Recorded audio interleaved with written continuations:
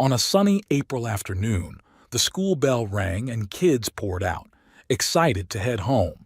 Among them was 8-year-old Tori Stafford, her bright smile lighting up as she walked toward her older brother, just like any other day. But as she made her way through the crowd, a woman approached her, someone who seemed friendly and safe. After a quick chat, Tori took the woman's hand, trusting her without a second thought, and walked over to a nearby car. In that small, ordinary moment, everything changed. The town of Woodstock, Ontario, was about to be shaken by a mystery that would turn Tori's world upside down. Her family and friends couldn't have imagined what was really happening that day, or the dark truths that would slowly come to light.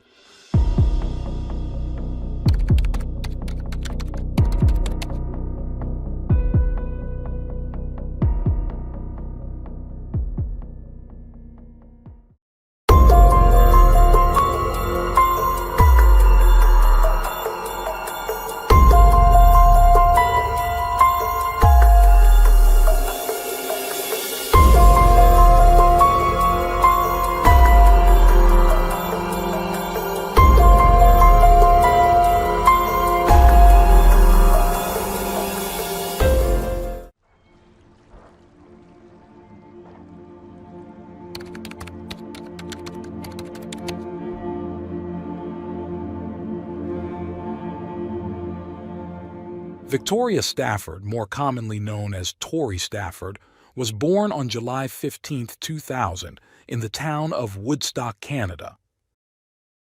She was the second child in her family, born to Rodney Stafford and Tara McDonald, who had previously welcomed their first child, a boy named Darren Stafford.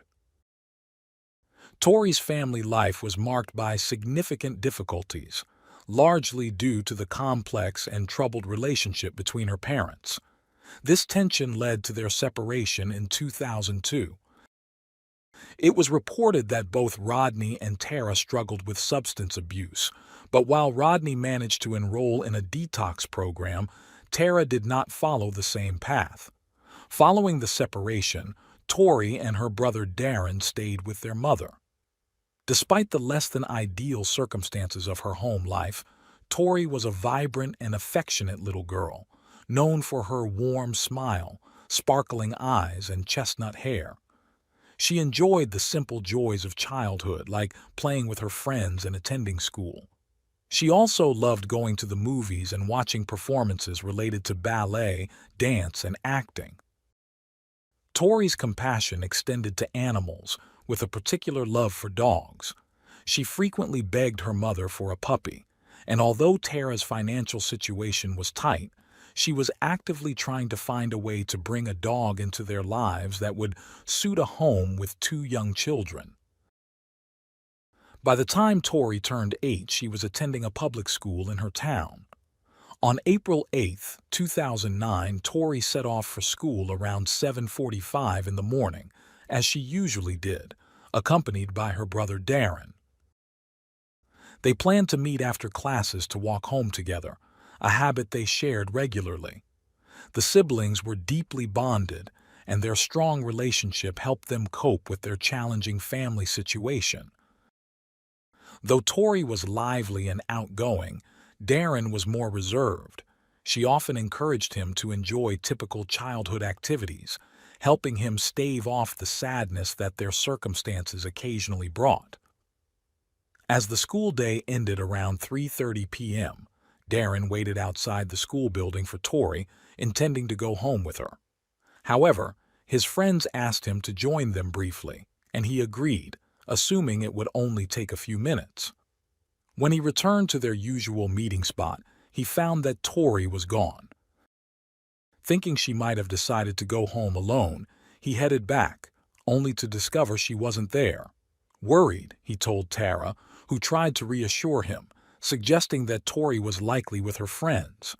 But Darren remained unsettled. He quickly took his bicycle and began searching the neighborhood, checking with neighbors and searching nearby streets. While Darren was searching, Tara decided to call her mother to ask if Tori was with her, but she wasn't. Growing concerned, Tori's grandmother contacted the police around 6 p.m., reporting her granddaughter's absence. Officers arrived promptly at Tara's home and started asking questions, noting Tara's delayed reaction to alerting the authorities, which they found unusual. Learning of Tara's struggles with substance abuse and her unemployment, investigators placed her high on the list of individuals potentially involved in Tori's disappearance. Meanwhile, the search for Tori intensified. News of her absence quickly reached Rodney, who immediately joined the efforts to locate his daughter. The community rallied, with neighbors and friends helping to distribute posters of Tori across the area. The school even closed temporarily to allow teachers and staff to join the search. Posters featuring Tori's face appeared on almost every corner, and search parties combed through Woodstock, asking anyone they encountered if they had seen her. Despite the widespread effort, no clues emerged as to her whereabouts. Determined to uncover any leads, investigators decided to check the footage from security cameras located around the school. To their surprise, they found clear footage of Tori leaving the school at 3:30 p.m. She was seen talking to a woman and showed no signs of fear or hesitation, suggesting familiarity. The woman took Tori's hand and together they walked toward a vehicle parked nearby. The police immediately released this footage to local media in hopes of identifying the woman, who appeared to have physical similarities to Tara. Rodney, visibly shaken, appeared in interviews on multiple media outlets, showing deep concern for his daughter's safety, a demeanor that sharply contrasted with Tara's stoic response. The public quickly noticed this contrast, with many expressing suspicion toward Tara. In response to mounting criticism, she agreed to an interview, during which she expressed sadness and frustration, stating that people were focusing on baseless rumors instead of the search for Tori. Rodney, despite their differences, supported Tara's statement, emphasizing their shared hope for Tori's safe return. As the footage circulated, the public became more involved in the search, while Tara viewed the clips multiple times, feeling a strange familiarity with the woman. Finally, on April 12, 2009, Tara contacted the police, claiming she had recognized the woman from the footage. According to her, the woman was Terry Lynn McClintock, an 18-year-old who had once been her neighbor. Whether Tara genuinely recognized her or received information from others in her circle remains unclear, but her identification proved to be a significant breakthrough in the case. Terry Lynn McClintock, a troubled young woman with a complex past, had crossed paths with Tara, Tori Stafford's mother, on multiple occasions. According to some accounts, she occasionally procured oxycodone for Tara, and in a few instances the two had brief conversations about raising dogs, with Tara sharing how Tori longed to have one as a pet.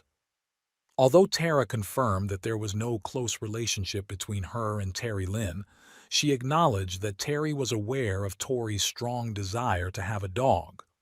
Terry Lynn's childhood was marred by hardship, shaped by parental neglect and abuse. She was ultimately raised by her adoptive mother, who worked in local nightclubs. These early life challenges deeply affected Terry Lynn, and by adolescence, she exhibited violent behaviors, engaging in various altercations, including an attack on her adoptive mother and some local youths. In 2007, she escalated her criminal behavior by committing an armed robbery, injuring a man who resisted. Following this incident, Terry Lynn was detained at a juvenile center, where she reportedly wrote disturbing letters expressing her desire to inflict pain and suffering on others. Though her psychological issues were noted at the time, she was eventually released back into the community. With this background, law enforcement swiftly brought Terry Lynn in for questioning when they identified her as a suspect in Tori's disappearance. Despite extensive interrogations, Terry Lynn insisted on her innocence. By April 13th, the local police handed over the missing person investigation to the Ontario Provincial Police, officially reclassifying it as a kidnapping case. Determined to uncover the truth, the new investigative team monitored Terry Lynn's calls and visits closely, soon noticing her frequent interactions with Michael Rafferty, a 28-year-old man she claimed as her boyfriend. Michael, however, described their relationship as strictly platonic, though he regularly visited her. Born on December 28, 1980 in Woodstock, Ontario, Michael also came from a troubled family background.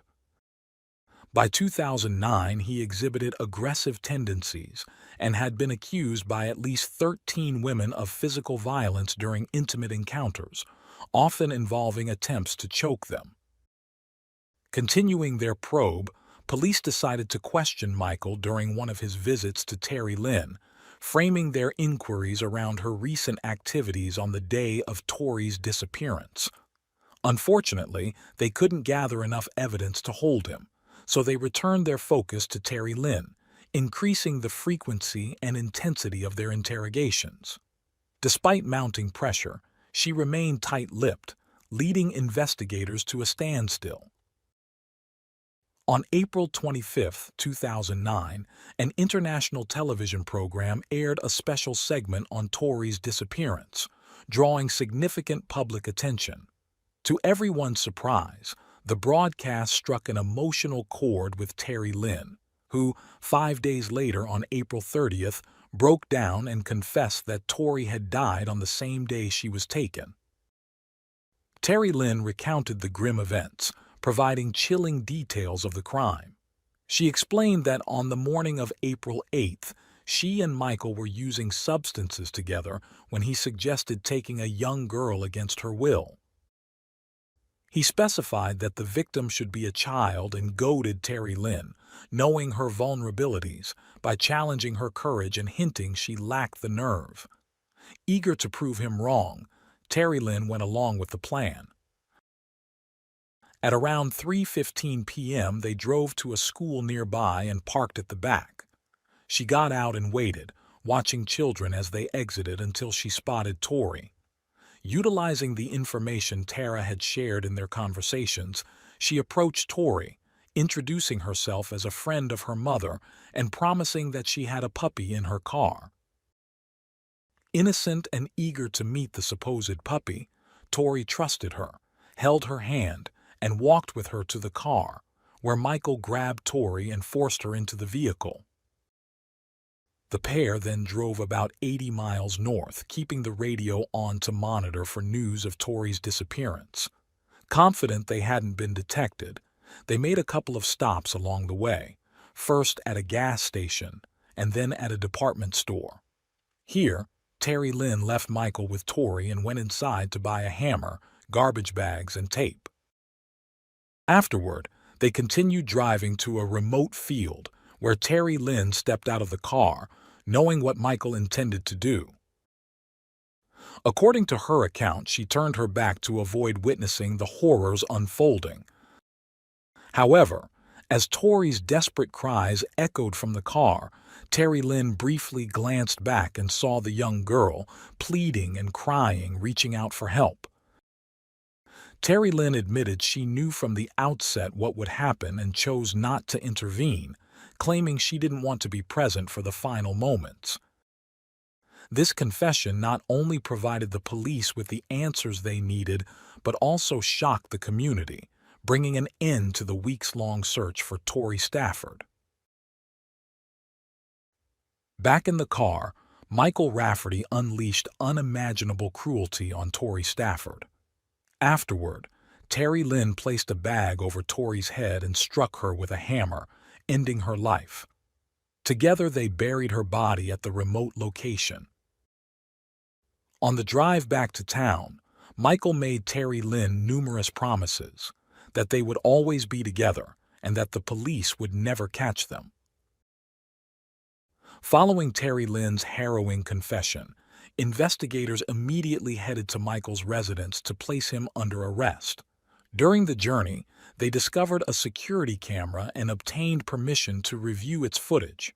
The video was a crucial piece of evidence, capturing the pair on their way to commit the crime. In subsequent interrogations, police managed to extract information about the location where Tori's body had been hidden. A search led them to a wooded area where they found her remains wrapped in garbage bags and secured with tape. On July 20th, the preliminary autopsy report was released, revealing that Tori had suffered multiple hammer-inflicted injuries, with at least 4 blows penetrating her skull, resulting in fatal trauma. She also had 16 fractured ribs and liver damage. However, due to the body's advanced state of decomposition, it was impossible to determine if she had been assaulted in other ways. On July 21, 2009, authorities confirmed publicly that the remains found were indeed those of Tori Stafford. This heartbreaking announcement devastated her family and the community, who had come together in hope throughout the search. A funeral was held for Tori on July 30, 2009, attended by family, friends, and community members who gathered to honor her short but impactful life. The ceremony included heartfelt memories shared by loved ones, and the emotional impact of her case resonated deeply within society. Once the police investigation concluded and all evidence was gathered, the legal proceedings against the 2 accused commenced. Initially, prosecutors considered a joint trial, but eventually decided on separate trials after Terry Lynn pled guilty to first-degree murder. She faced an expedited trial and was sentenced to life in prison without the possibility of parole for 25 years. In contrast, Michael Rafferty maintained his innocence, refusing to testify and claiming no responsibility. As a result, his trial took place 3 years after Tori's disappearance, involving 62 witnesses and more than 200 pieces of evidence. Michael, now 31, did not testify.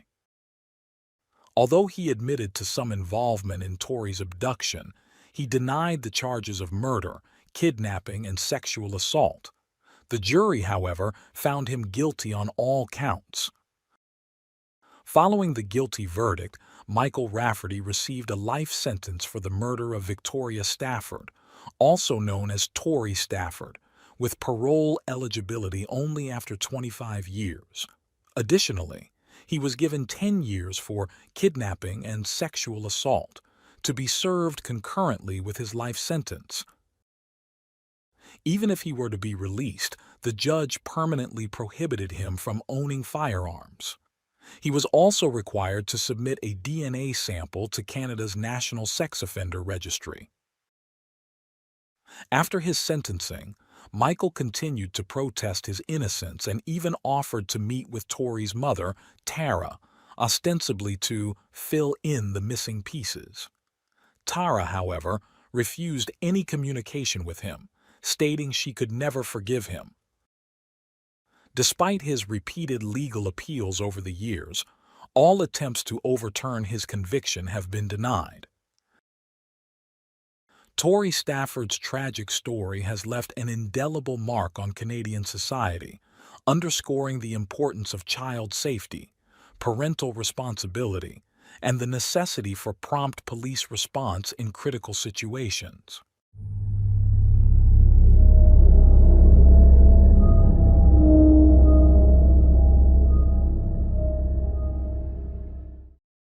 Thanks for tuning in to Unreal True Crime. If you're intrigued by mysteries from around the world, check out our new channel, Latin Crimes, where we dive into the gripping true crime stories of Latin America. Don't miss out. Subscribe now for more thrilling investigations.